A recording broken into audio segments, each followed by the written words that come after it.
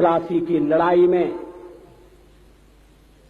जितने लोग मैदान में लड़ रहे थे उससे ज्यादा लोग मैदान के बाहर खड़े होकर तमाशा देख रहे थे, लड़ाई का परिणाम सुनने की प्रतीक्षा कर रहे थे। देश के भाग्य का निर्णय होने जा रहा था, मगर उस निर्णय में सारा देश शामिल नहीं था। विदेश मंत्री के नाते मैं अफगानिस्तान गया था। आपको सुनकर ताज्जुब होगा। अफगानिस्तान के अपने मेजबानों से मैंने कहा मैं गजनी जाना चाहता हूं, गजनी। पहले वो मेरी बात उनकी समझ में नहीं आई। कहने लगे गजनी तो कोई टूरिस्ट स्पॉट नहीं है,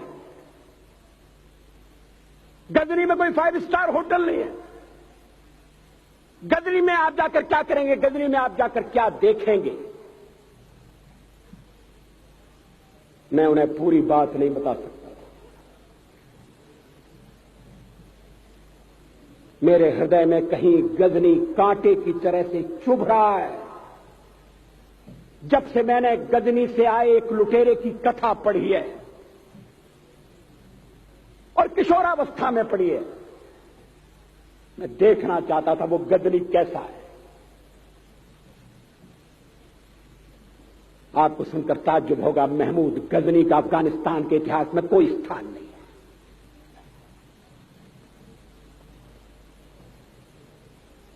गजनी छोटी सी जगह है, छोटा सा गांव है। कल्पना करिए सैकड़ों साल पहले वहां धूल उड़ती थी, झोंपड़ियां थी, मगर एक लुटेरा लुटेरों को इकट्ठा करता हुआ सोने की चिड़िया को लूटने के लिए चला आया। आपस की फूट से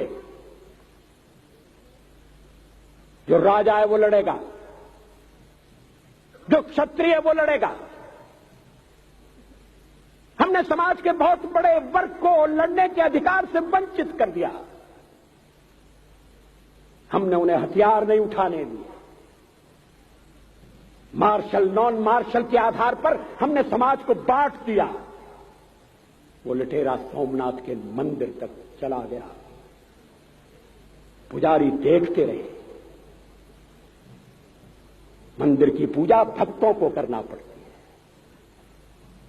है। मंदिर तो एक प्रेरणा का केंद्र है। मैं देशपांडे जी की तरह से नास्तिक नहीं हूं, मगर उनकी नास्तिकता में भी जो आस्तिकता है मैं उसका आदर करता हूं, उसका सम्मान करता हूं। वो जिस आत्मविश्वास से नास्तिक होने की बात कहते हैं, तो मैं उनसे कहना चाहता हूं वो सचमुच में नास्तिक नहीं है। जिसकी आस्तिकता है, जिसका विश्वास है, वो नास्तिक कैसे हो सकता है? विश्वास किसमें है ये बड़ी बात नहीं है, विश्वास है या नहीं। हमने समाज के बहुत से बड़े वर्ग को विश्वासहीन बना दिया।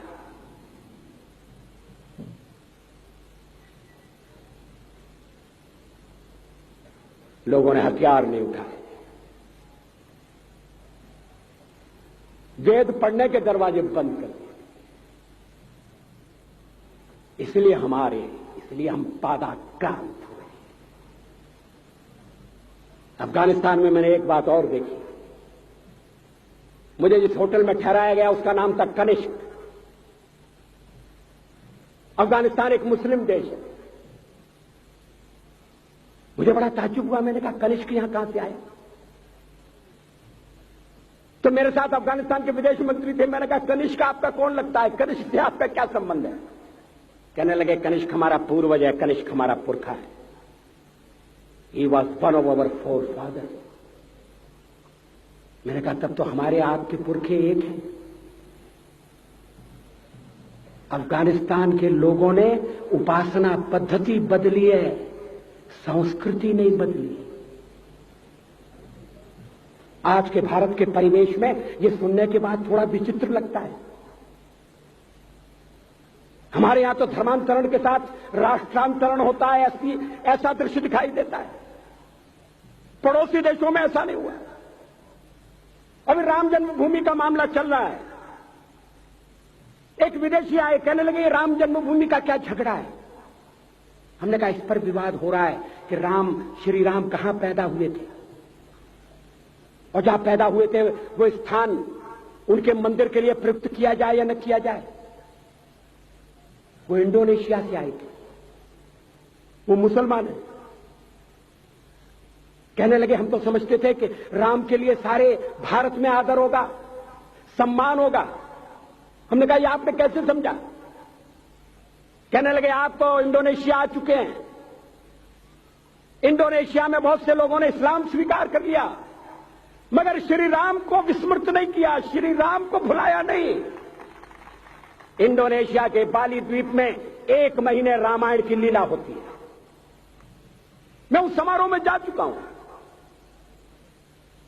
उस समय भी विदेश मंत्री मेरे पास बैठे थे। मैंने कहा ये रामायण ये क्या हो रहा है। मैंने कहा एक्सीलेंसी ये मंच पर क्या हो रहा है। कहने लगे एक्सीलेंसी आपको पता होना चाहिए। हमने कहा मुझे तो पता है मगर मैं जानना चाहता हूं। कहने लगे ये रामायण है, ये राम है, ये लक्ष्मण है, ये सीता है। हमने कहा इनसे आपका क्या संबंध है, आप तो मुसलमान हैं। कहने लगे हमारा संबंध बहुत पुराना है, हमारा तब का संबंध है जब हम मुसलमान नहीं हुए थे।